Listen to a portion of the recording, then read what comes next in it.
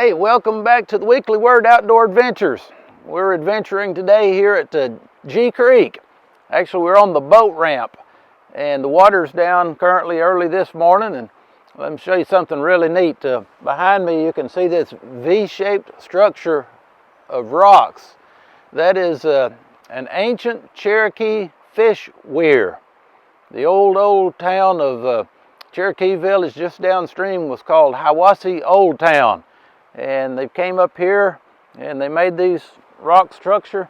That was high tech in their day, but it's kind of amazing that it's still here. They made the V with an opening in them, and they'd get the flat baskets and put in the end of the V down here, and a whole river full of Indians, and they'd come down through there splashing and hitting rocks together and drive all the fish down into the V and hopefully have a whole basket full of fish when they were done. It was pretty ingenious, actually, and there were no game wardens around back then.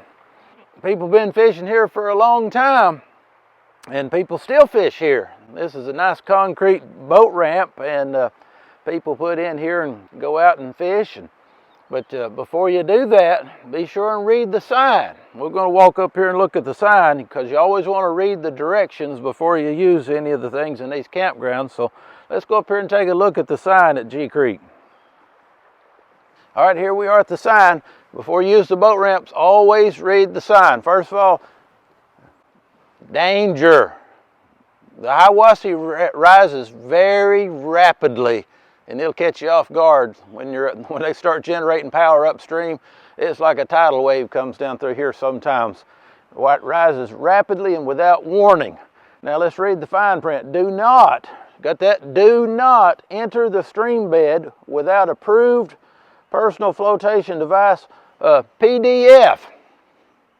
I guess you're supposed to download something before you go in there if it's a PDF. I think they meant PFD, personal flotation device. That's a life jacket for those of you who may not know, but PDF's entirely something different. I always chuckle when I see that sign. But whatever it is, do not enter the stream bed without one. Do not.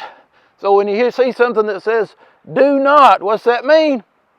Everybody now, don't do it, right? So the Bible's got a do not for us.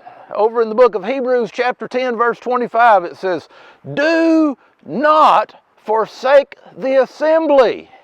And when the Bible says do not, you better follow the instructions. Were you at church last Sunday? Then you forsook the assembly of God, and the Bible says do not do that.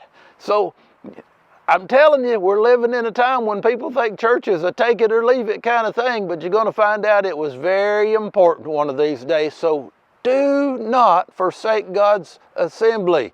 Be in church somewhere to worship Him this Sunday. You'll be glad that you did. See you next time. We'll find another outdoor adventure on the Weekly Word here.